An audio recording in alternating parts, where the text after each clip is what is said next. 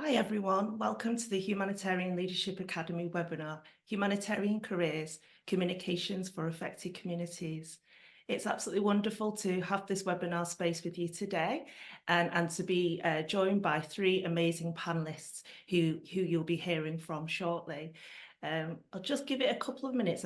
I can see the participant number going up there. If you'd like to take this opportunity to introduce yourself in the chat, that will be wonderful. You can put your name, your role, organisation, and which country you're based. We have people joining from all across the globe for these humanitarian careers webinars. So it's wonderful to see the spread of countries of people joining us. So as I mentioned, today's webinar is focused on communications for affected communities. Next slide, please. So this webinar has been made possible thanks to the support of our three wonderful panelists and their organisations. So ALNAP, which is Active Learning Network for Accountability and Performance in Humanitarian Action. So ALNAP supports humanitarians everywhere to improve humanitarian action by exchanging evidence, experience and practical ideas.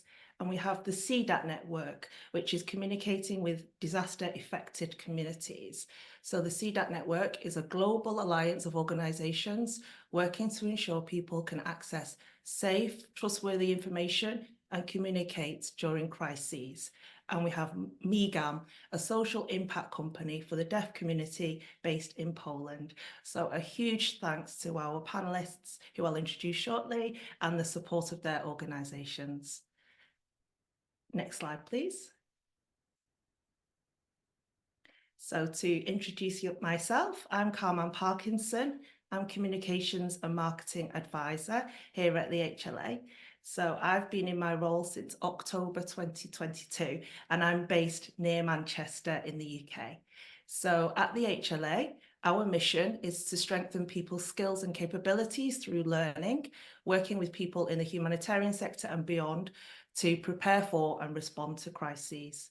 So in my role on a day-to-day basis, my focus is on managing digital content, bringing to life the HLA's brand, learning solutions, products and services, including our wonderful digital learning platform, Kaya, which I'm sure many of you are familiar with. So that's available at kayaconnect.org. And on a related note to this webinar, we do have some wonderful comms-related learning resources on there. So I'll drop the links in the post-event email so you can access those. So yeah, thank you once again for joining us. And it's great to see a few people introducing themselves in the chat. Hello, Mariam, Khalil, Alex Appiah, Al. Oh, AI assistant helping Mariam. Oh, that's great. That's very high tech. So wonderful having you here. And I'd like to also give a shout out to my colleague Esther Greedo behind the scenes, who's the HLA's Global Partnerships and Communities lead, and she manages this webinar series. So thanks to Esther for making this webinar possible. So next slide, please. So these are the three people who you're wanting to hear from, our wonderful panelists, who we have the absolute pleasure of welcoming here today. So we have Wairimu Wanjau, who's Digital Communications Manager for ALNAP, and she's based in Kenya. We have Paweł Potakowski, Chief Communications Officer from migam.org, and he's based in Poland. And we have Liz Hendry, Programme Lead for the CDAC Network, and she's based in the UK. So a massive thank you and warm welcome to our three wonderful panelists. Next slide, please. So just before I hand over to our panelists, I'll just take you through a couple of slides outlining our agenda and some housekeeping. Oh, sorry, Esther, if you could go back one slide. Yeah, thank you. So just a little background to this webinar series. So we kickstarted the Humanitarian Careers webinar series in Feb, I believe, starting with one focused on the area of WASH, water, sanitation and hygiene. If you missed that, you can catch that on our YouTube channel. And then later this month, we're also holding one focused on the area of peace building. So if that's of interest, please do sign up and join us. So the aim of this series is to shine a spotlight on the wide range of humanitarian careers available. We know that there's no one-size-fits-all career path in many sectors, but this is particularly the case in the humanitarian sector, where people come from all walks of life in all different capacities to support global humanitarian efforts. And today in this session, we're zooming in on the world of communications to ultimately support communities affected by crisis. So I'm fairly new to the sector, as I mentioned, joining in 2022. So it's been a real learning curve for me, and I'm going to be very interested to hear what my three colleagues and panelists will share from their perspectives. And from my perspective, I feel that this is a very fast-moving but integral part of humanitarian action and response, no matter where in the comms ecosystem that we sit, if you like. So comms is a particularly interesting sector, I believe, profession within the humanitarian space, because comms communications in itself can be a form of aid, which Liz will speak to shortly. But it's also, so it's integral part of humanitarian action and response, embedded in programme work to support crisis-affected communities. And then there's a wide array of people and roles wearing other types of communications hats, so to speak, working in areas that support and enable this work, such as digital communications, which Wairimu will talk about, press, media, PR, journalism, advocacy, campaigning, marketing, fundraising, business development, research, which again, Wairimu will talk about, and many, many, many more. I'm sure I've missed many key areas, but that's just the tip of the communications iceberg, if you like. So in this webinar, we're going to be looking at what do these people's roles look like on a day-to-day basis? What kinds of skills do they need to do their jobs effectively? And how did they get into their roles in the first place? What brought them down this path? And what advice do they have for others who want to join the sector, follow in their footsteps, maybe transition into this role? So wherever you are, you'll glean some insights from our three panelists who will share openly about their own experiences.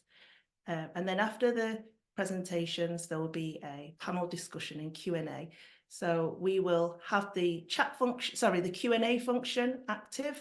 So if you can pop your questions as we go along in there, and then after the three presentations, we'll put your questions to the panel. Next slide, please. Oh, sorry, yeah, I've already gone as the housekeeping. So yeah, as I say, pop your questions in the chat. The three panelists will each give a short presentation up around 10 minutes or so. And then, yeah, I'll put those questions to you.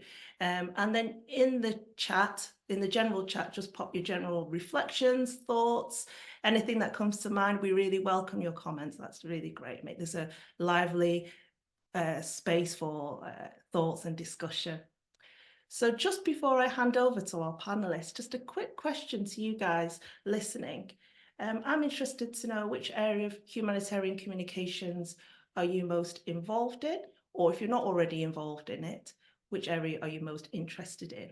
Just pop your questions in the chat. And I can see it in the chat, someone's asked about a recording. Sorry, I forgot to mention that. This webinar is being recorded, and we'll send you a copy, the link afterwards to watch, so you don't need to worry about writing lots of notes. We'll also include a copy of the slide deck, and Esther will produce a very neat summary as well of the discussion. So look forward to that email from Esther. So yeah, if you can just let us know which area of communications you're interested in, that would be great. So yeah, so welcome to everyone joining. It's wonderful to see you introducing yourself in the chat. Rogers from Liberia, Tetiana from Kyiv in Ukraine, Akili from Benin, welcome, Tabitha from Pakistan, Andre from Lebanon, Mete from Italy, It's wonderful to have you here. Great to know Tabitha's interested in crisis communications. Mila from London is interested in campaigning. So that's great to read. Mariam Khalil says she's interested in crisis communication from the first response to a disaster. Yeah, so that's great. Wonderful. So Esther, if you can move to the next slide, please. Yeah, please do continue to pop your comments in the chat. And I'll now hand you over to Liz Hendry, who's Programme Lead from the CDAC Network. Over to you, Liz. Thanks so much to you, Carmen. And I just wanted to check, can you hear me okay? Because my connection was dropping, so I've had to join back in on my phone, but hopefully this will hold. So it's great to be with you all today, and a real honour to be asked to be part of this panel. As mentioned, I'm Liz, and I am Programme Lead for the CDAC Network, which was established about 15 years ago. And it's an alliance of UN and NGO and media organisations who have this common interest in ensuring that people get safe and trusted information in crisis and can communicate in crisis as well. So in my segment, I'm going to be talking a bit about what communicating with communities in crisis entails in practice. And then we're going to be talking a bit about the range of different positions and skills that are involved in this area of work. And the key headline from this is that there are many. And then I will share a few reflections at the end about my own career, my own work life, and how I've reached the job that I'm in today. So if we could go to the next slide, please, Esther.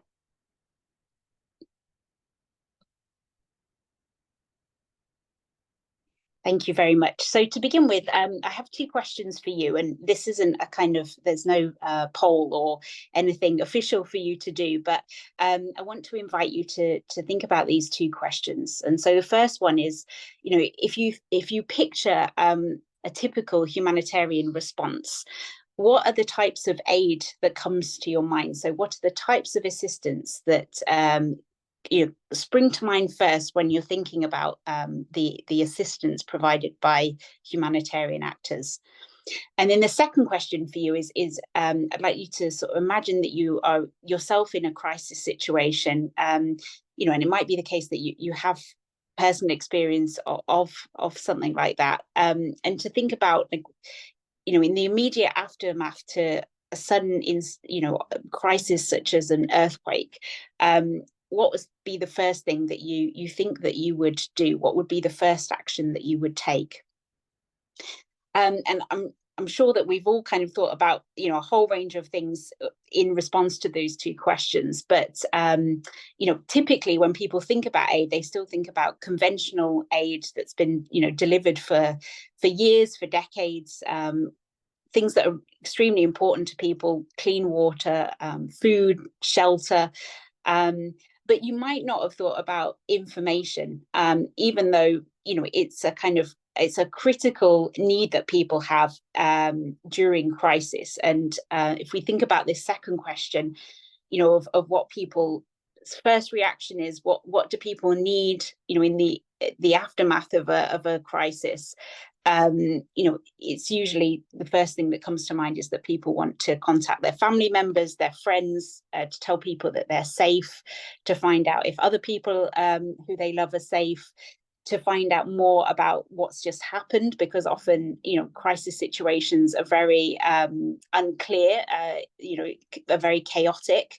So maybe you go to kind of a news site or social media to see what information people are starting to share.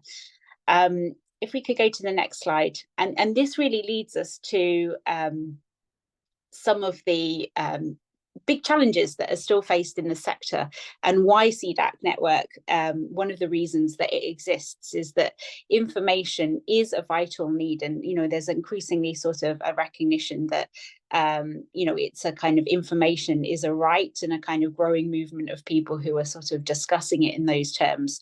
But it's still often, regarded as a kind of a secondary need or a nice to have in crisis responses.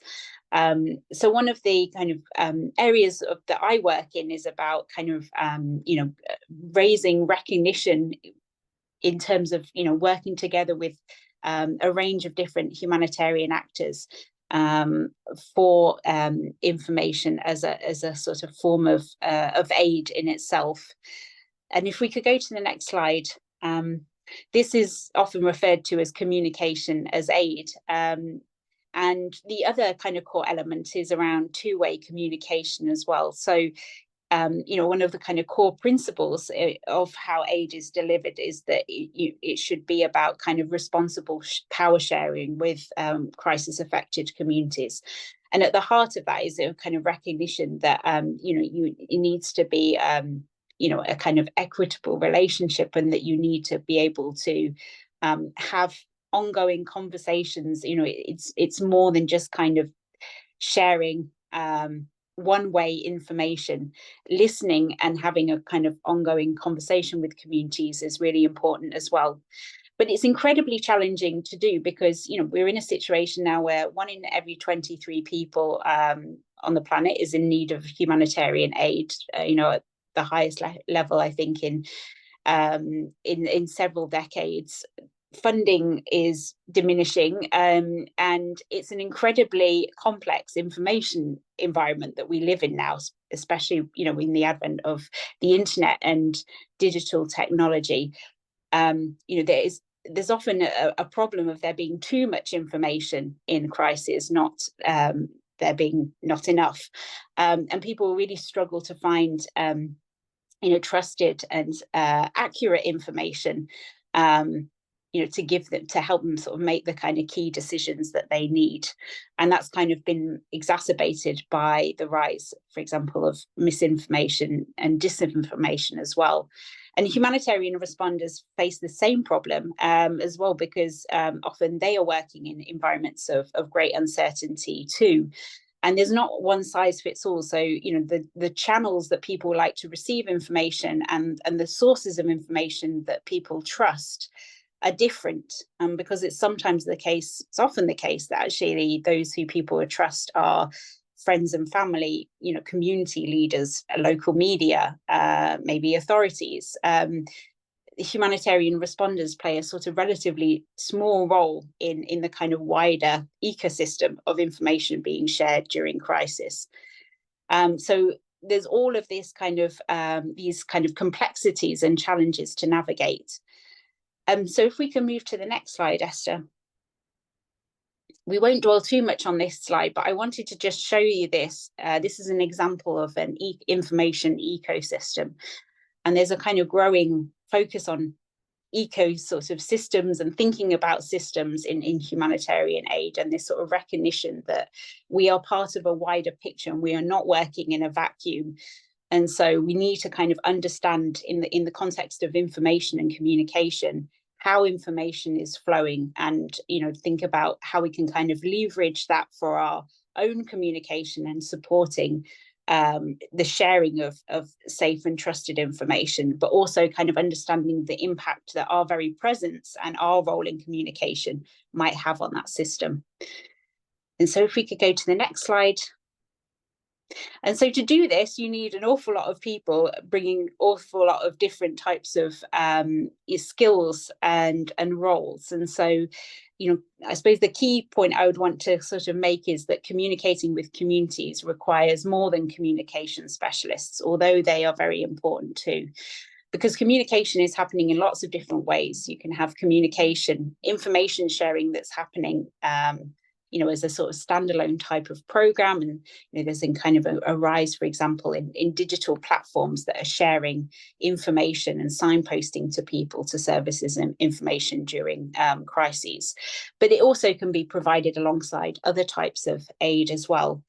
But then there's all sorts of other elements and roles to it as well that sort of exist out, beyond like direct aid delivery. So you've got, important role for people working in the advocacy space.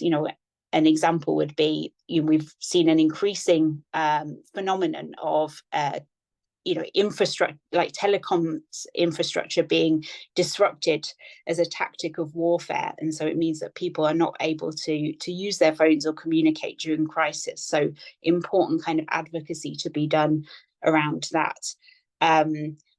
People are providing information as feedback and complaints. And, it's also the kind of often these mechanisms in which people also identifying any kind of safeguarding issues or kind of protection concerns. So you kind of need all the apparatus that exists around that too. There's important roles for people working in training, coordination, specialists that come in with these sort of specialist skills around things like behavioral change or user-centered design. So how can you design services in a way that really thinks about the kind of the needs and the experience of the user? It's also really important to understand what people think and are saying about aid as well. And so there's an increasing sort of focus on analysing, for example, social media to hear what are communities saying, what are some of the rumours that are circulating or the kind of misconceptions about aid, in particular responses, because then, it's important that humanitarian actors are able to know that and kind of address that in their communication with communities too. And if we could go to the next slide. So my second point around the roles would be that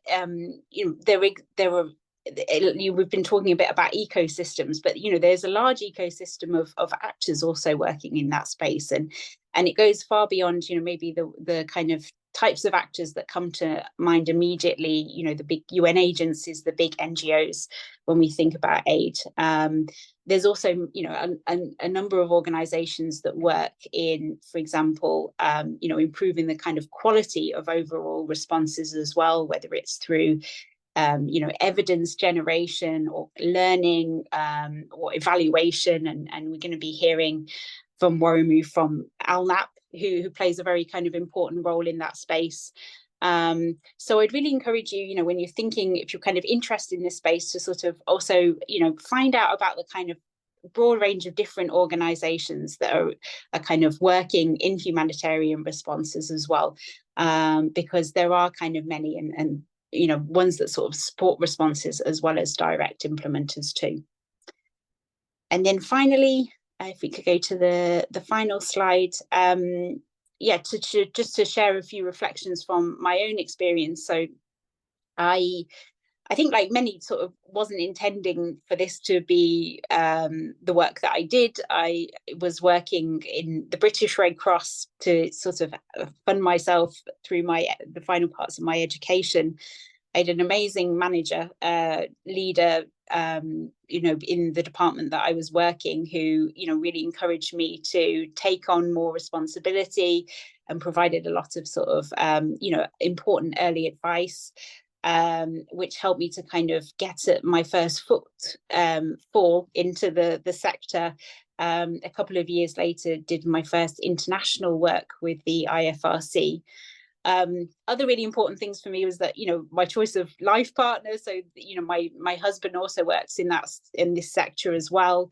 And so, because I think often this, especially if you kind of go abroad, like, it is a kind of way of life. And so it's the way of life we've chosen. It's meant that, we've often lived apart for sort of periods of time.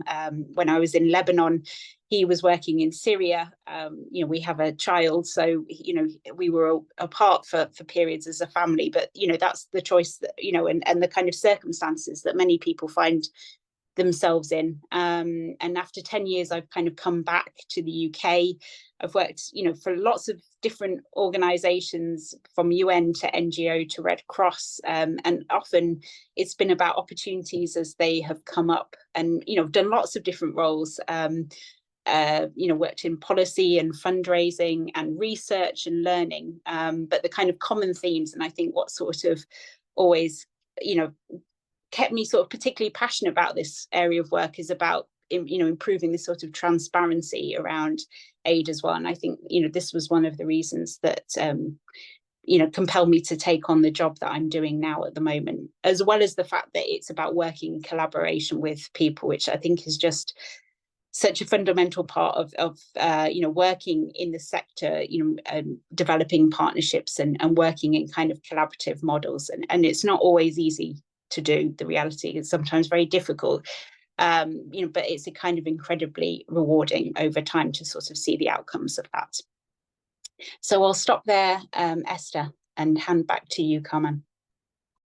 Brilliant. Thank you so much, Liz. Honestly, I could listen to so much more. It's also relevant and topical, and I've got loads of questions for you, but I'll hold off from asking you all of those. So if you have any questions for Liz, please do pop them in the Q&A, and then we'll come to those in the panel discussion at the end. Brilliant. Thank you so much. So I'll now pass the mic to Wairimu Wanjau from ALNAP. Over to you, Wairimu. Thanks, Carmen. Can you hear me okay? Yes. Excellent. My name is Wairimu Wanjau. I am based in Kenya. I am the Digital Communications Manager at ALNAP. ALNAP stands for the Active Learning Network for Accountability and Performance in the Humanitarian Action. Please go to the next slide. And the next one, that's fine. So we've just rebranded, and when we rebranded as of 2 months ago in February, we came up with a new tagline with learning comes change. We had a different one, but now we have a whole new branding. And that was informed large in part of what we wanted ALNAP to be, ALNAP to say, and what we wanted people to say and do. So for today, I'm going to give you a little overview of my background and the research that ALNAP took in communicating humanitarian learning and how that helped us shape, one, the brand voice and tone, and two, how we used that in an actual digital campaign that we took part in, that we did in February of this year. Next slide, please. So those are the three parts I will be going through today. And then the next slide. So my career path and highlights. I have not stayed very long in the humanitarian sector. Next slide. So I started as an internship at an NGO based in Kenya, and I'm back in the humanitarian space and sector. But before that, there was a little bit of this and that you'll see that I took part in. And one of the part was to go study in China. Immediately, I finished my internship and did a little bit of communications work focusing on disaster relief efforts in multiple countries. So I got an opportunity came in, and it went and decided, okay, I've always been interested in languages. I decided, let me go study in China, the Chinese language. Then when I got there, I got into my master's, where I decided to do financial journalism. And that opened up to entering into the tech space. And when I entered into the tech space, I stayed there for quite a while in terms of cloud computing, when it was relatively picking up with, before it used to be called virtualization, before it became cloud computing. And that gives you, in terms of how to brand and how to market something from inception to consumer, and how much research is done into your audience and your target audience, and how are you actually going to use your product.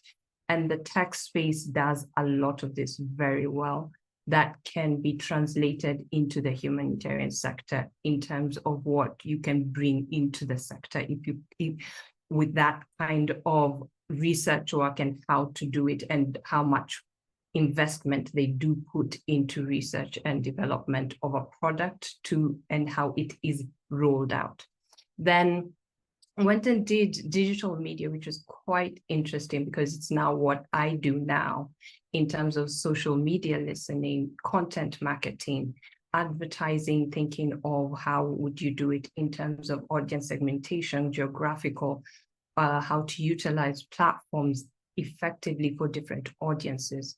And then I got into the education space, and the best part about that, you learn crisis management very fast when you're dealing with parents, teachers, government. You're dealing with so many things at the exact same time, and how you do that informs how well your skills in rapid communications work, in terms of how are you going to be able to, what information is important, and how even do you roll it out, and how do you even create your crisis teams, how are you able to do all that. And the one of the good part was we actually tried out our crisis.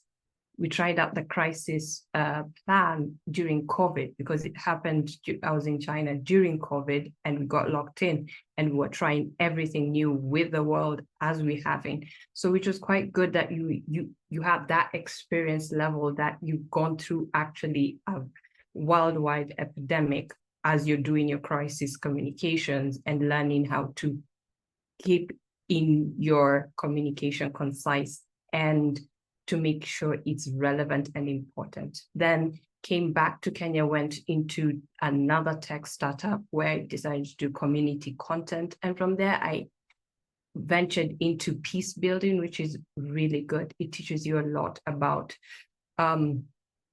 how to think long-term in your communication strategy, and not only a year, 2 years, or 5 years. You're thinking more 15 years, because of the peace building sector is very long-term. So you have to think strategically how much you're going to do for the next 20 years. Even if you're not there, you're future thinking that way, but even if you're communicating now.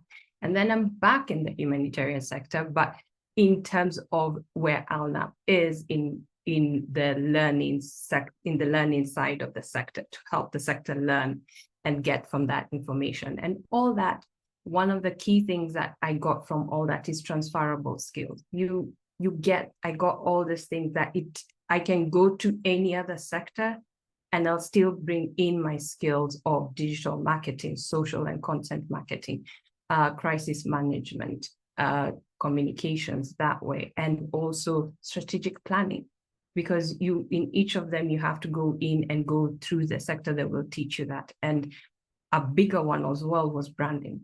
So how does a brand talk throughout? It's just not the visual, it's how are you communicating, how are you getting your audience, how are you doing that? So, and from there, you also learn from everyone. You learn as you're going through everyone who's coming in with their pieces of information, they give you what they've learned. And then you store that, you use that, you go back to them, you discuss it. So in each place, I was fortunate to have mentors along and very good supervisors who really mentored me very well in terms of what to make the skills applicable in whichever sector I would fall into. Next slide, please. So ALNAP is known for research, and we are a member-based, but we do cater to the entire network. And one of the places we did that was undertaken from 2021 is how can we communicate humanitarian learning?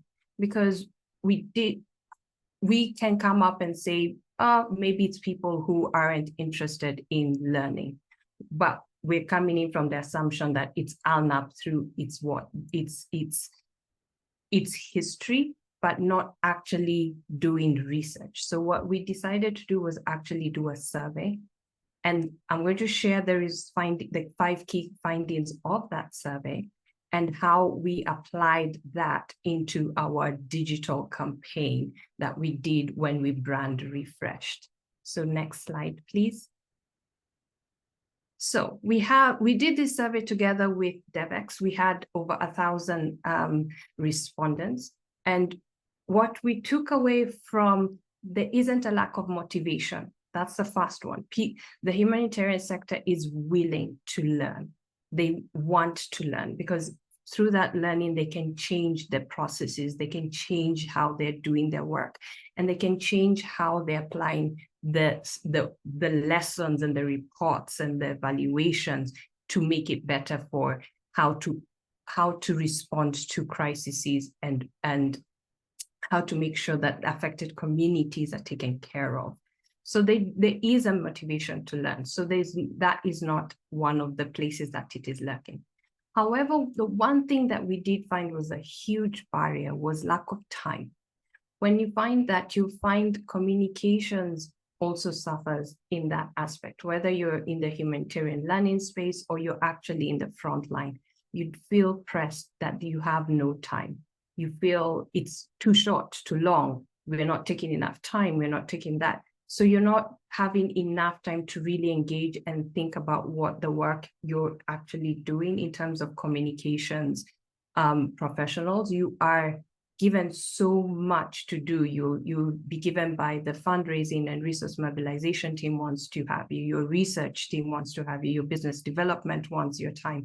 So you'll also see that this affects everyone in the sector, the lack of time, a space for busy schedule, heavy workloads, and that also has a very difficult way of communicating humanitarian learning in a positive way. Then the next one was accessibility to knowledge and evidence. And with people who don't have a lot of time, they want snappy, short, very informative, packed punch, and in a way that if I don't have to be online or access online or have access to the physical knowledge or resource, I'll be able to get what I need from this resource.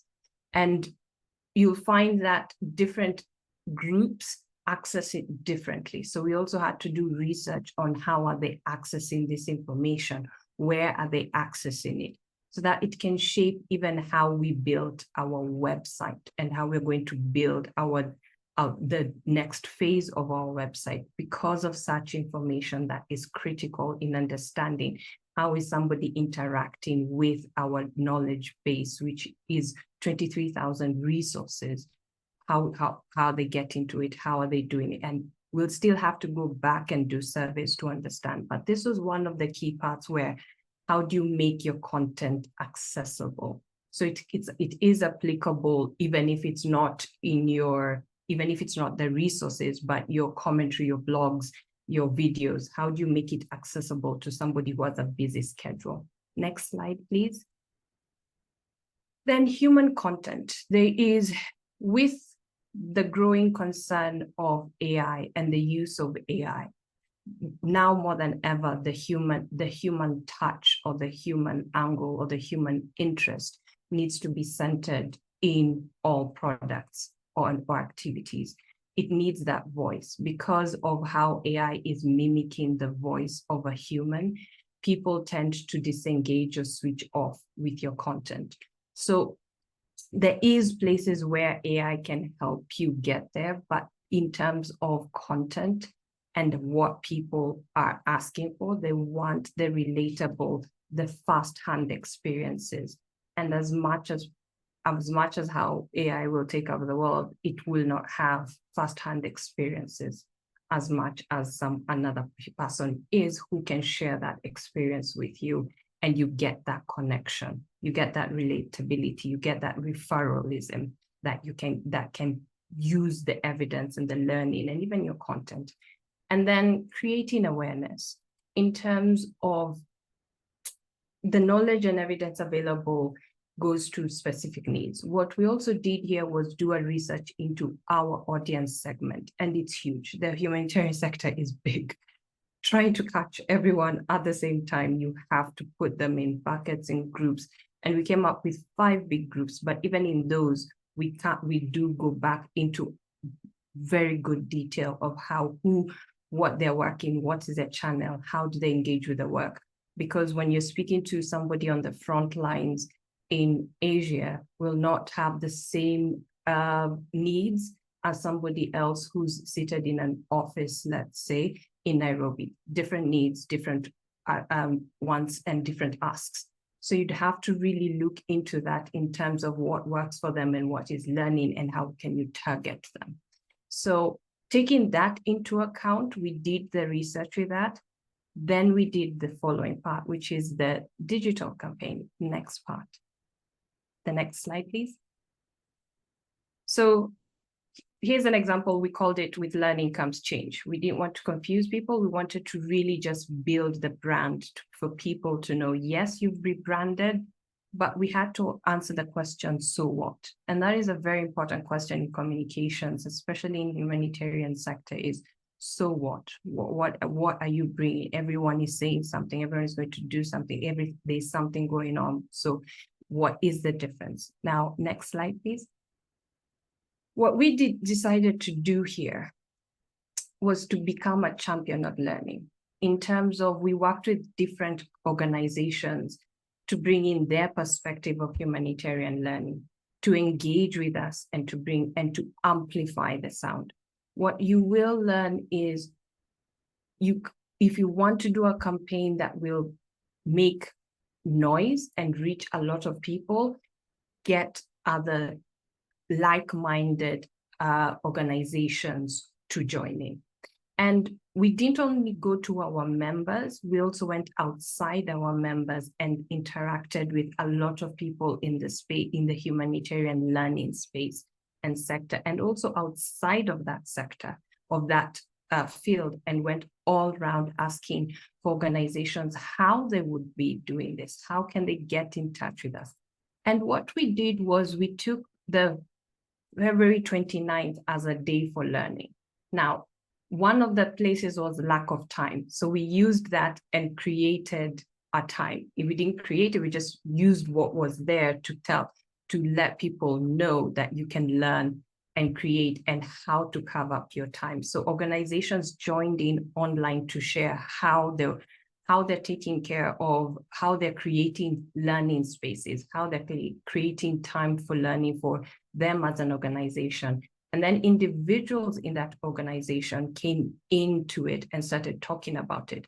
So you've taken your research that we have done, that was taken 2 years to conduct, then used it to start conversations about the things that are barriers and people not accessing it. So once that happened, because we did 2 things, we did the 3 things. We knew they were motivated, so there was no lack of motivation, because even when we got in touch with organizations, they liked the idea. They liked to come in and go with it. Then you go to the lack of time, the accessibility, and the human content, because now people were speaking about this.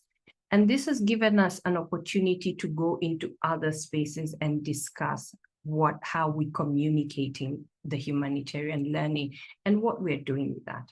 Now, one of the things was, for this, we tried new things, because now when I came in, it was going to be a digital campaign, and with the history of bringing in the skills that I've acquired throughout, it was to bring them and apply them in this to help this campaign be amplified together with the team.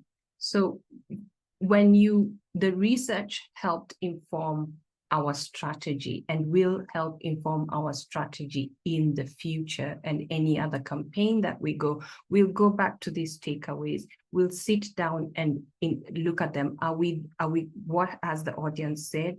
Are we using that? And how are we building even our website and our everything to do that? So that was how we got into people and how we got people involved, and how we got our voice of the brand to be what we wanted it to be, a champion for learning in the humanitarian sector. So I'll look that. Thank you so much. I'll stop there for now, and then we can get to the panels and questions. Looking forward to that. Wonderful. Thank you so much, Wairimu. Again, so much relevant information that really resonates with me. And we are also running a piece of learning research, not on this scale. Yours is a 2-year piece of research. That's very, very impressive. What I'm hearing from both you and Liz is the importance of accessible communications. It's so important, so critical. And that leads us nicely on to Paweł's presentation. Paweł, over to you. Thank you very much. Of course, it's a wonderful introduction when you talk about accessibility. Esther, please show my next slide. Dear all, we know that accessibility is also a human right. I would like to tell you about the communication path that needs to be taken to take care of deaf people who are affected by humanitarian crisis. I will do this using the example of deaf refugees from Ukraine, whom we helped not only in Poland or in Ukraine, but all over the world. Next slide. You need to know that deaf people are not easy to spot on the daily basis, unless they show a hearing aid or start using a sign language. In Poland, there are over 400,000 people who are culturally deaf. This means that they cannot hear from early beginning of their life. For them, their communication problems are not only because they cannot hear, but also because the language of the given country is for them like a foreign language. Luckily, there is a solution which can make the deaf rights to communicate like any other of the human rights. Next slide, please. Public authorities are obligated to provide accessibility under Act to provide accessibility to people with the special needs. I say this data under the Polish law. Our interpreters are working remotely. Not only they do not leave the carbon footprint, but also they can effectively help many more people than if they had to do a personal translation. Our solution answers to the needs already of over 2,000 companies and public institutions, but soon accessibility will be widely guaranteed all over the Europe. Next slide. Migam is an experienced social impact company with the founding story of already over 1 million euro. We already employ 44 people with an exactly equal gender ratio, and over 30% of all of us have a disability certificate. Do you know the principle, nothing about us without us? This is exactly the principle that we follow in our company. Next slide. On February 24, Russia attacked the free country of Ukraine. And next slide shows that on March 1st, Migam started doing what we know the best. We hired the first 4 interpreters who worked from Monday through Friday, from 8 in the morning to 4 in the afternoon. But the most important for us was that they should be able to use Ukrainian Sign Language and also speak in 2 languages, Polish and Ukrainian. Next slide. Soon after, we established a cooperation with the International Rescue Committee, IRC. We were able to significantly expand our project. Thanks to this, we have reached over 60,000 of the interpretation within the 23 months of the operating of the project. All of them were lasting a total of over 8,500 hours. This is a really monstrous number of the hours of the interpretation, sign language interpretation. Please, next slide. Really, I would like to tell you about the personal stories of all of people that are building Migam. Here you could see mostly only the Ukrainian Sign Language team, but not only. For this webinar, I would like to show you the story of one of my colleagues. Next slide. Let's say something about Roman, who was the leader of the sign language interpreters team, Ukrainian Sign Language interpreters team. he said to me that MIGAM was his first real job. Probably you cannot see it on the first look of your eye, but he's over 40 years age.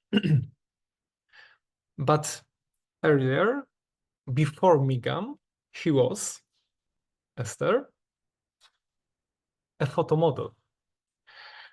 Thanks to MIGAM, he said that he could start to really change the world for a better place. He was the first interpreter that I know who was participating in a childbirth online interpretation service. Please, next slide. You need to know that 33 children were born to deaf Ukrainian refugees' mothers with the help of our interpreters. They helped them come into the world by enabling communication with the doctors and midwives and anyone that was needed to support them in this process. Next slide, please. You need to know that currently we are looking for the possibility to financing to maintain the project for the next years. I believe that unlocking funds from the United States will help to restore our activities that have been so needed for the deaf refugees and have helped them around the world. But this story is also about our personal stories. So now something about me. Please, next slide. I graduated the law school and worked for my university, combining business and science. And at the same time, I was pursuing a doctorate in law. Then I went to University of California, Berkeley, and at the Haas School of Business, I was told, of course, among other things, how important is not only to have money, satisfaction, and other, well, let's say, standard benefits from the work you do. You need to know that also very important is to have a goal in your life. And as Andrew Isaacs, whom I, of course, greet warmly, he said to me, you need to have a cool job, but on the other hand, you need to find a job to collect heaven points at the same time. And you know what? That's how I found my way to startup that helps deaf people communicate on a daily basis. A startup that, as soon as Russia attacked Ukraine, realized that it was necessary to start helping deaf refugees. And the last slide, please. And now, thanks to the artificial intelligence, we are building our own large language model that allows for free automation of the translation of various sign languages. And we'll be able to truly change the situation of the deaf people globally. We are working for this not only because ChatGPT started this AI revolution a few months ago, but we are working on sign language automatization since 2013. So it's over 11 years of experience in this topic. I must say, let's be in touch. You could find me on LinkedIn. There's a link, even my phone and email. If you are open to support the deaf people, to talk about our experience, to learn something from my experience, I will be really glad to share this experience, and hopefully I will answer for some questions during the panel. So let's jump to it. Thank you very much. Thank you so much, Paweł. That was brilliant. And thank you, Liz and Wairimu, as well, for your presentations. Honestly, it's just everything that you're all saying, it just really resonates with me. It's so inspiring to hear about your work. I see the connections as well between the three of you. even though you're doing very different types of roles in different types of contexts, well, the three of you personally are global citizens. You know, I think you're people of the world, and you have a concern and outlook of that's very sort of outward facing. And I think that's very important quality and attribute to bring to the communications and humanitarian space. Esther, switch the slide. Yeah, great. Thanks, Paweł. And I think, yeah, it's wonderful to hear about your work. And it really highlighted to me as I'm listening how communications really is a sort of touch point at every link, every part of the chain within this very complex ecosystem that we operate in. So that's really interesting to hear. It shapes very long-term strategic decision-making through to operational day by day, even minute by minute decisions. So I think, yeah, that's really sort of brought that home to me a bit while I've been hearing you speak about your work. So we've had some brilliant questions come in and some comments on the chat for the panel discussion. We've just got just over half an hour, so hopefully we'll have enough time to fit them all in. And I'm sorry to be very cheeky, I'm going to put my questions to you first, but I'm sure we'll have a chance to come to you all. So my question is to you all. I'm going to ask one each, and they're all around skills, because that's what I'm particularly interested to hear from you. So first, coming to you, Liz, it was brilliant that you mapped out all of the different types of skills and the different types of roles within communications, and not necessarily in communications, but involved and contributed in this space. So from your perspective, what do you see as the emerging skills or professional work profiles that are in demand?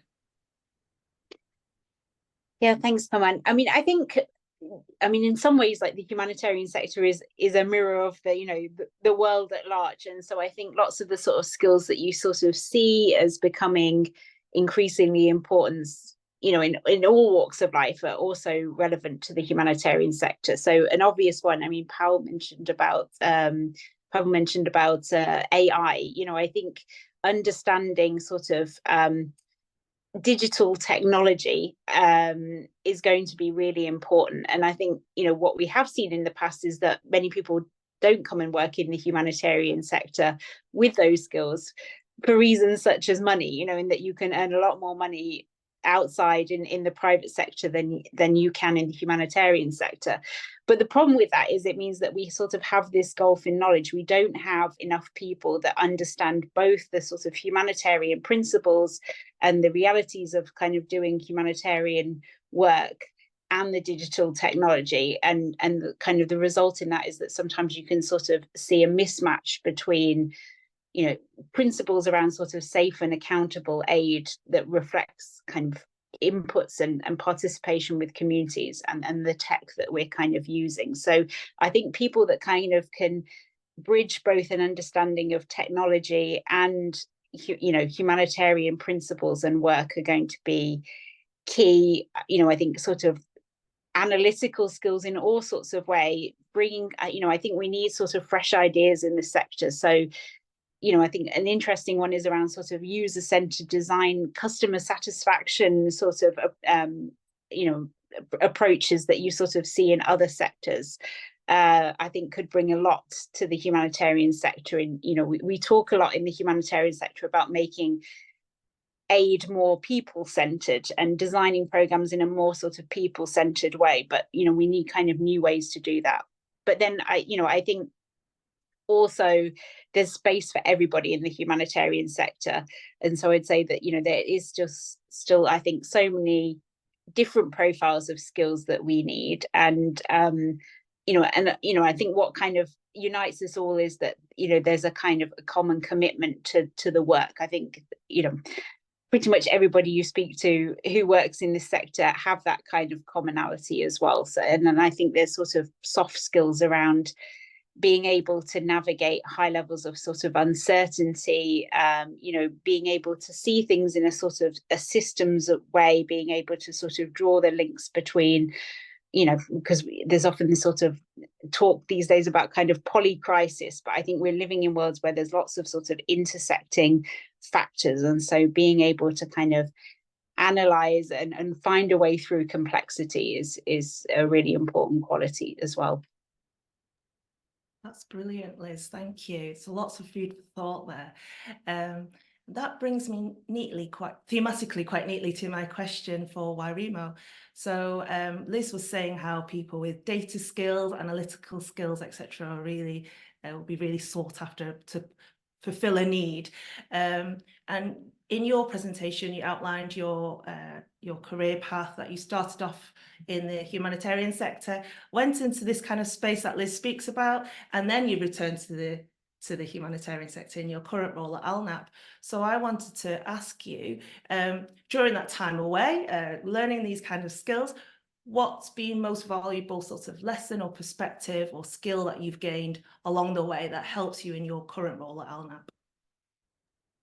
Thanks. That's a great question. I think I learned the most was actually when you're learning about financial journalism and you're learning about the greed and the what, and journalists are coming to tell you do no harm, and you're looking at them like, what?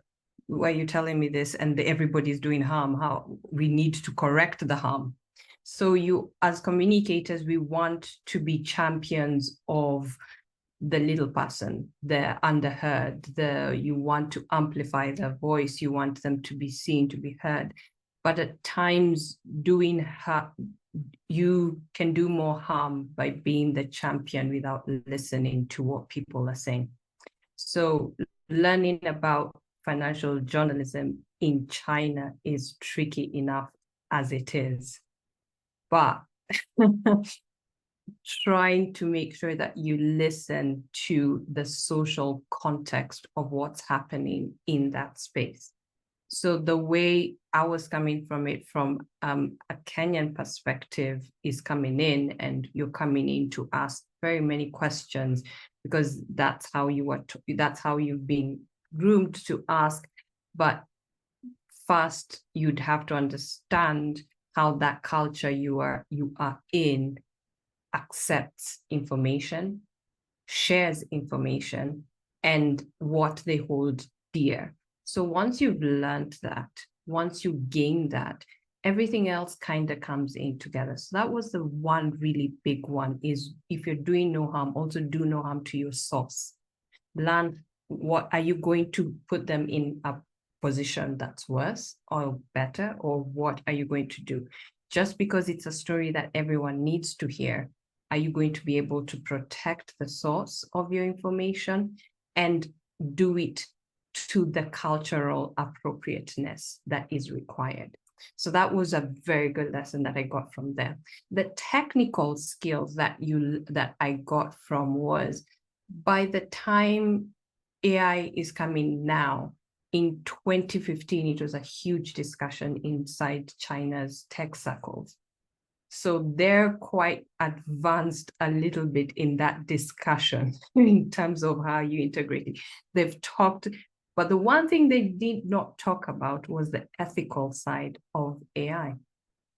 They talked about the infrastructure, the capabilities and everything, but they left out the ethical part. So what are you bringing in the technical skills of that from the technical knowledge and what was going on from 2015, but now you're putting the ethical into it in terms of you've learned from the education sector when you're dealing with children, protection and safeguarding. You will get that immediately. So you have your do no harm with cultural learning with children. You've brought that now into the ethics of how are you going to use technology ethically for communities, especially when they're at their most vulnerable points and you don't want to come out as taking advantage as well. That's a very big thing that you have to have, the ethics that comes with being a communicator and learning that all the digital is a tool. Humanity is the ethics. So you have to bring your ethics into it. That's Brilliant. Thank you so much, Wairimu. That's so thought-provoking. I think we could have a whole discussion space about the ethics, do no harm, the importance of two-way communication, which links to what Liz was saying in her presentation as well at the start. I think sometimes we are thinking in our organisations, what messages do we want to share? What do we want to put out there? What do we want to do? But there's not always that feedback loop. So yeah, I think there's a lot of work that could be done in that area. So thank you for sharing your reflections there. Now, my question to you, Paweł. So thank you for sharing your origin story, so to speak, in your presentation. Wonderful to hear your journey. So you started off as a lawyer, as you said, by training. And what you're doing now is very different. And it was great to hear your reasons for making that transition. I was just wondering, what would you say are some of the most beneficial skills that you gained from your original life as a lawyer to what you do now as Chief Communication Officer at MIGAL? Thank you very much for this question. You need to know that my legal background was never a problem for me. It provides me with the skills that I believe that even could leverage me in my role as a communication officer.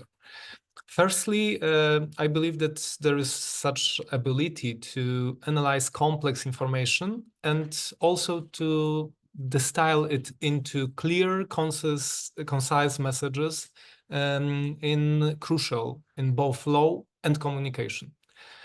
Even though talking about accessibility, sometimes I forget about being specific and speaking short.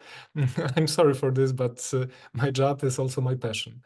You need to know that additionally, this legal training has honed me critical thinking and problem-solving abilities, enabling me to navigate challenges strategically and effectively communicate solutions.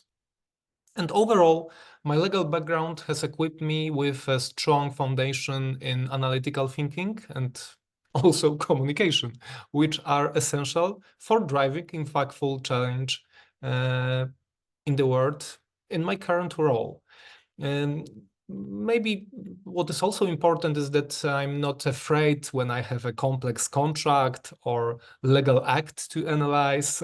I understand the structure of our clients better, knowing who should deal with accessibility and why, as is now the case in connection with the implementation of the European Accessibility Act directive all over Europe, for example. So yeah, I think this could be an answer for this question. Thank you very much for it. Thank you, Paweł. Yes, I think you'll be among the elite few who aren't daunted by seeing a contract written in legalese. Most people just come out in a cold sweat. So thank you. So I've got seen some great questions in the chat and the Q&A. I've got one question from Alex Appiah that I think I'll put to Liz. So Alex asks, how do you ensure you obtain credible information to share with affected communities in a time of crisis? What do you think about that, Liz? Thank you very much. Could you just repeat the question, Sure. Carmen? Sorry, Yeah, cut out for a minute. Yeah. Sorry. Yeah, so Alex asks, how do you ensure you obtain credible information to share with affected communities in a time of crisis? It's a really good question, and it's difficult, I would say. I mean, I think, you know, an important part is about sort of having, for humanitarian actors to have a lot of sort of established relationships in country, including, for example, with local media and civil society as well, because I think there's the importance of being able to corroborate and kind of triangulate information that's really important. Because I mean, there is a tendency, I think, especially for mass communication through digital channels, for humanitarian actors to be quite risk averse, and kind of moving to the tendency of not communicating rather than communicating if you find yourselves in situations of uncertainty. And that's tricky, because if you don't kind of communicate, then it creates a vacuum, and then and that's filled by other information sources as well, and some of those information sources could also be kind of inaccurate. So in CDAC, we sort of always advocate for, preparedness is really kind of important for humanitarian actors to kind of establish relationships with, a multitude of kind of different actors in that kind of space that would be sort of able to, also sort of, mobilize kind of information during crises, but also to kind of understand your environment. Like there are analytical tools that you can do, like doing ecosystem analysis. That's something that CDAC has kind of done in the past.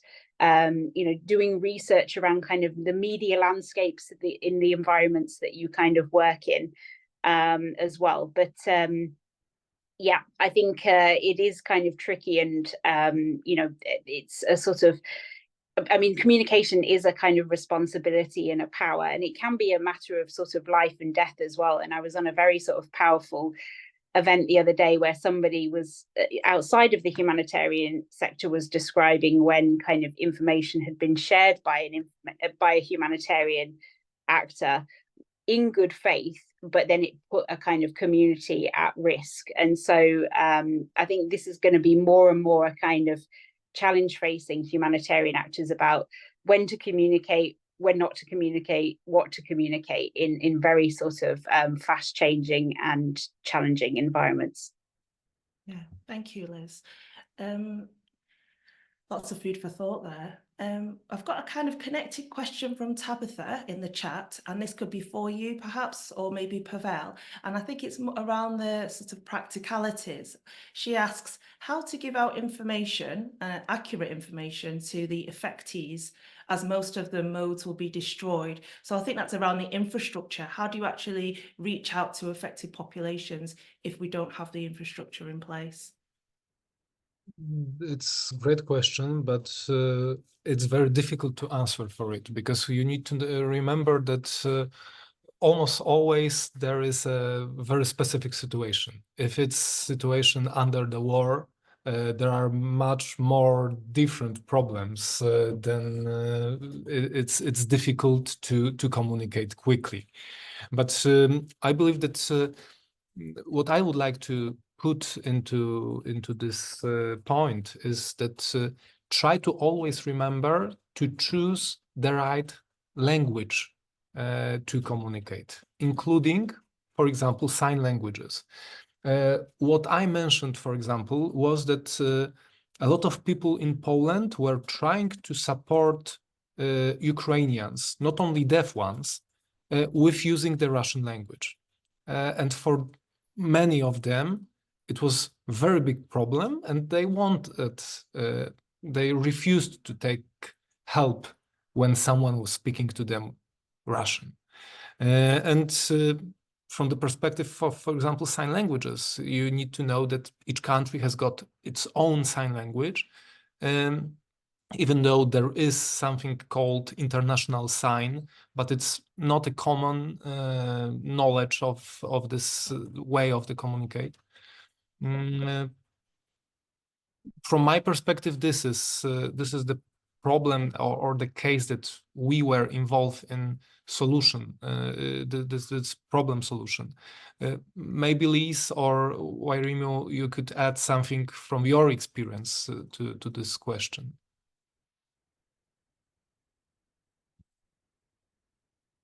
Wairimu, do you want to come in? Or I'm happy to share a couple of quick thoughts otherwise. You can go, Liz. Okay, sure. Yeah, I would really sort of support what you have just said, Paweł, and I would add that I think the kind of the channels that you use for communication are really important as well, because they can be, people can have access and have preference to sort of different channels, and that might kind of be different between different parts of the country, kind of different demographics, different profiles of people. And you'd mentioned, Paweł, about for deaf people, it's kind of really important to sort of consider language and kind of accessible formats then. But maybe just to add as well, I think there's something about how, like, because of the sort of growing phenomenon of connectivity disruption during crisis as well, it's very tempting for humanitarian actors to put a really strong focus on digital in environments where people most of the time are very sort of digitally connected, because you can reach a lot of people, it's cheap or cheaper, and it can be quick. But the problem is that then when there is a connectivity breakdown, you don't have kind of alternative means to kind of communicate with people. And so I think there's this sort of growing recognition that there needs to be more agility to be able to sort of move between different channels of communication with people, you know, in those kind of contexts, and not forgetting as well that, you know, still I think it's 5% of the world are not digitally connected, which is a lot of people when you kind of think about the numbers. And so there's also many people who, you know, are still not online or don't, you know, sort of don't have access or don't have a preference for online kind of communication as well.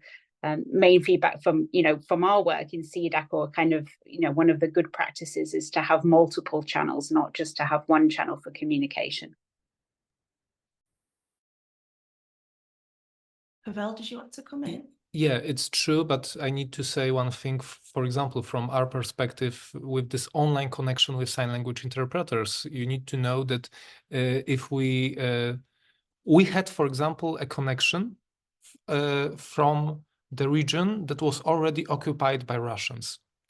No one will send their in-person interpreter to work there to support Ukrainians to leave this region. They use our system connected with our interpreters, and they try to support them in the way to communicate with Russians, which say, okay, you are deaf, go away. And luckily, all of them were alive after it, and they could travel to Ukrainian part of the Ukraine. But you need to know that using online solutions, it's not only because of they could be cheaper, but it's also the effectiveness, the possibility to support more people quicker. For example, for the online interpretation. In my presentation, there was a number that the average length of the interpretation was over 8 minutes. But it's 8 minutes, not 60, not 120 per person. It's 8 minutes just to talk quickly and to get answer in the case that you need. So think about how many people you could support with an in-person interpretation, traveling from one point to another, and also using the online option. From my perspective, it's really very important to use online channel to make as many connections as is possible. Thank you so much. I think, again, we can have another webinar to discuss this. There's a lot of perspectives and dimensions to consider there. Thank you so much. So I have a question in the Q&A from CP that I'd like to put to Wairimu. CP says, hello, as a non-communicator, we're often called on to provide material for communicators. How can we, as non-communicators, start to understand what are the best materials or content to provide our communicator colleagues, especially for complicated subjects? I like this question. Yeah, so what do you think about that, Wairimu? Oh, that is an excellent question. Thank you for asking, because we've just, one of the things we do at ALNAP is now we work with researchers who are working with complex topics and technical language, and we'll come in and we'll ask for, give me a commentary that we can share, our work that we can share around. And one of the things is, never forget this, is your target audience. Who are you speaking to?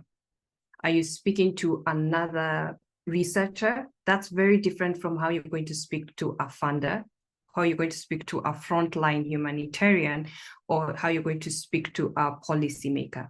You have different audience segments.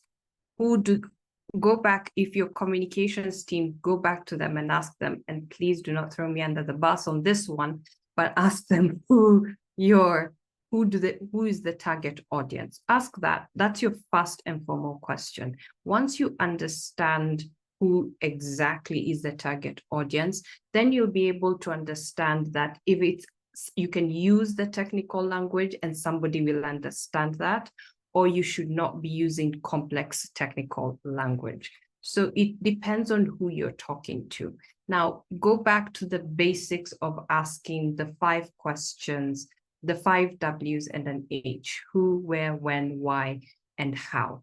And then you ask the most important one, so what? Why? How does my topic add to the conversation that is already there? So you, first of all, once you've asked for the target audience, you'll be able to understand that, then start asking that topic in terms of what needs to be said. What's the most important one? Has somebody else said that? And do you just want to repeat what it's saying, or do you want to look at it at a different angle? And how are you going to do that? So for the key 2 things that I'll say is write down the target audience, go back and ask them who's the target audience. And then if they tell you everyone, go back again. I'm very sure they have a specific target audience. Again, if they say we want to give humanitarian workers, go back, ask again, is it the frontline worker? Is it the donor? Is it the funder? Who exactly are you talking to? Because the humanitarian sector is so wide and so far-reaching that you will not be able to talk to everyone at once, but you can talk to one group at a time. You'll get to everyone, but you can't do it immediately at that time. Then you ask the questions that I laid out for you. Thank you. I hope that helps for you. That was a great answer. Lots of wonderful, helpful reminders there. And I was smiling and laughing, nodding my head, as because so much of that resonates. So we're coming to the last 8 minutes of our webinar, unfortunately. It's gone really quickly. I hope everyone is enjoying the discussion as much as we are. Thanks so much for popping your sort of comments and reflections in the chat. I see people are sharing how they communicate during crises when the channels are down. So some reflections on what happens in Canada and Ukraine. So thank you for sharing that. So I think we have time for maybe 2 questions that are for anyone to answer. A great question from Andre, and it's around media. So any one of you from the panel are very welcome to chip in any ideas. So Andre asks, any guidelines or recommendations on how to involve the media in our humanitarian work during a crisis? How do you think the media can support our work? Does anyone have any? I would be happy to take that if that's okay, Carmen, because it's a great question, yeah. Andre, and it's very much one of the focuses for the CDAC network, because we have media development organizations and we have humanitarian responders like UN and NGOs, and one of the kind of roles is to kind of create more of a bridge between the kind of two, and to sort of, I suppose, raise awareness both for the media and the humanitarian response actors about the benefits that can come from working more closely together. So I would say that there's a lot of great organizations working specifically in this space, and are there to kind of support humanitarian actors to sort of explore ways that you can kind of work more with kind of local media. So I'd encourage you to sort of seek out, for example, Internews, BBC Media Action. I can write the names of these in the chat. DW Academy. They're all the kind of arms of media, large media organizations that are there to kind of build links between the two, and they've got a lot of kind of resources on their websites as well, including kind of very sort of practically orientated information to give you kind of ideas on that. But I would say one of the first starting points is actually to understand who are the kind of media actors in your kind of context, who, and who are the sort of sources that people trust most. And, I mentioned about media landscape guides, but, there's research out there that can give you a good primer, including on the Internews site, including on CDAC site, about the kind of the main sources of media that people trust using kind of existing research that's often done by media councils, for example, from that context.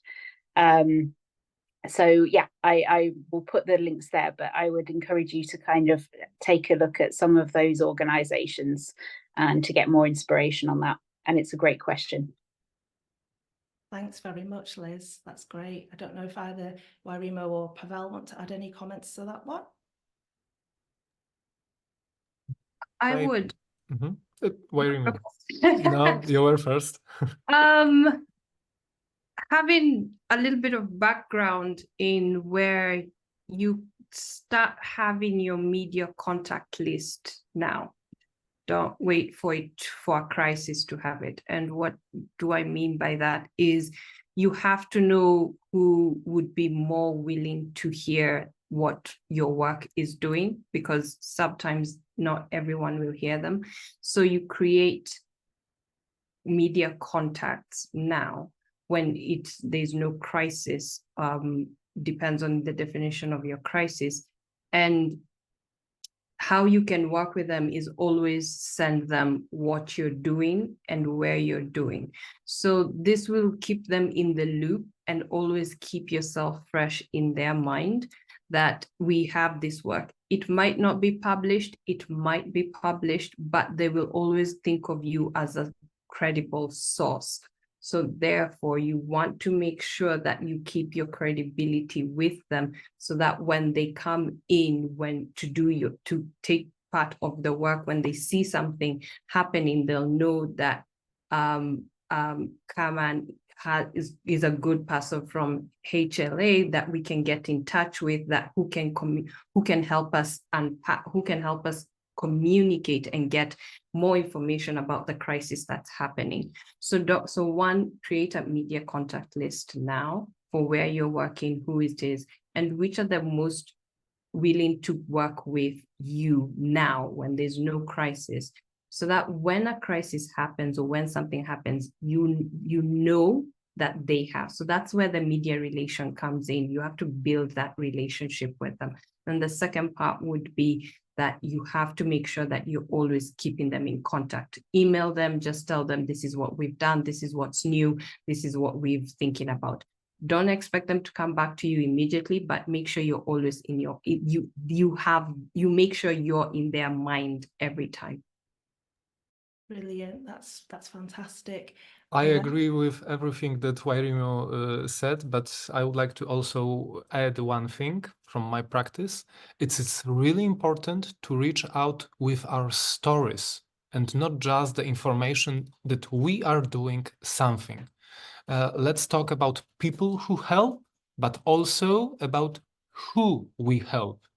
In Poland, for example, we managed to communicate publicly through the media quite quickly. For example, that bombs explode silently for the deaf, or how to say reception in Ukrainian Sign Language in the situation of the birth.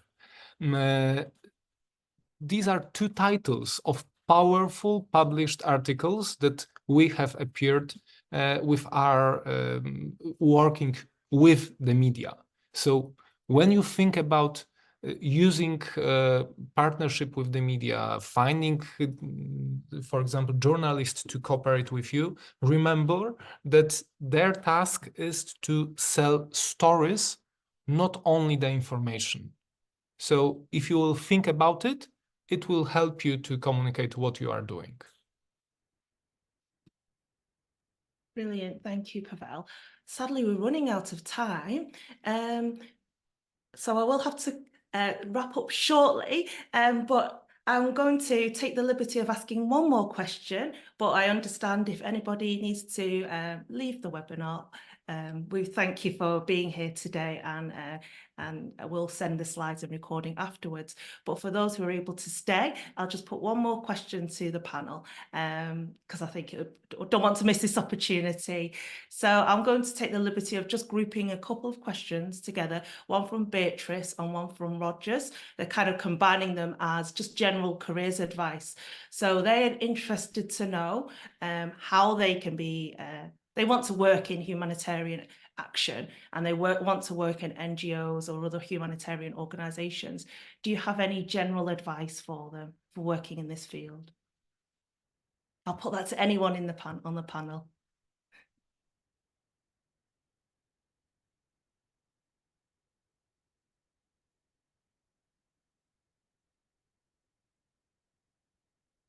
I don't know whether there's others on there. I don't want to jump in, but I mean, I think one advice would be that I'd see there's a couple of like routes in. Either you sort of you pick a sort of you know, a profession, I suppose, because you know there's HR people, there's lawyers, there's so many kind of you know, logisticians in humanitarian aid, that I think, you know, one way is that you can identify your sort of your professional career, and then, you know, you could maybe work for other types of organizations or companies and then sort of make the move in, so you sort of see it more from the kind of an entry point of a specific role.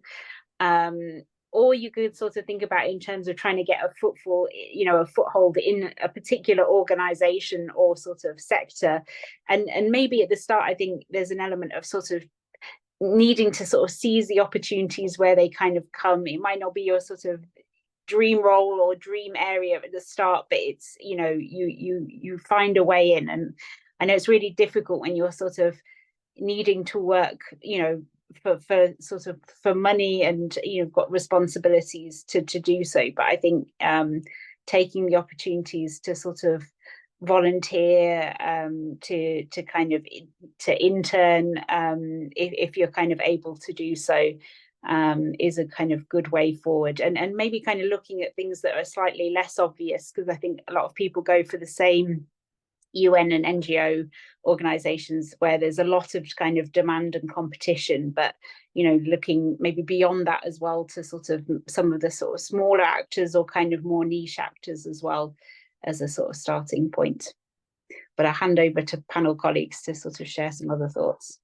Make it quickly. First, think about what you already know and can do, and how you want to use it in the sector. Or just look for an organization, entity, and simply ask how you could help. It could be quite quickly way to find your path for it. Or just response. Thousands of people in Poland without any humanitarian aid background, when they see how many Ukrainian refugees are crossing the border, they just starting to help. Asking, do you need the water, or giving the sandwich, offering their own houses. No one teach them how to become a humanitarian aid supporter, volunteer, or something like this. Without any additional preparation, they just started to do it because of the willing of their hearts. So it's possible. Absolutely, that's brilliant. Very inspiring words. Wairimu, did you want to add anything there? Yeah, I'll just add the point, and I'll piggyback a bit on what Liz said. You might want to look at the smaller ones, and startups teach you a lot. You taught, because you'll juggle so many different roles and so many, you get now to understand which one do you want to focus on. Because the big ones are so well defined, you also will be limited on the creativity and the space to really own your career in terms of that. If you're too big where they will fix you, I would recommend you start on a smaller one, learn the groundwork, learn how that is, because you'll be given more grace to make mistakes and learn from those mistakes in that small, and have a better, I found I had better relationships in that space, that I had a mentor who was willing to correct my mistakes in a very personal way, instead of it being a HR memo. So for me, it's more that if you want to really enjoy your work and enjoy it, I say start small, then go big. You won't regret it. That's brilliant. Thank you so much. And sadly, that is the end of the discussion. Thank you so much to our three wonderful panelists for sharing all of these wonderful insights and answering the questions. And thank you to our audience for putting through these great questions too. If you could just go to the next slide, please, Esther, I'll just wrap up. Yeah, so just a quick promotion for the next webinar, the Humanitarian Careers Webinar in Peace Building on the 23rd. So I'll include the sign-up link in this post-event email. Next slide, please. Yes, so again, thank you to the panelists and their organisations. If you want to reach out to them, their contact details are there. And Paweł also included his direct contact details on his presentation slides. Next slide, please. Oh, that's the end. So yes, curtains for us. So yeah, thank you so much, everyone. And we'll be in touch with the post-event email with the recording, the slide deck, handout, and look out for your email regarding your HPAS digital badge in recognition of your attendance and learning today. Thank you very much. I'm now closing this session. Thank you. Thank you. Bye. Thanks for everyone joining. Bye. Thank you.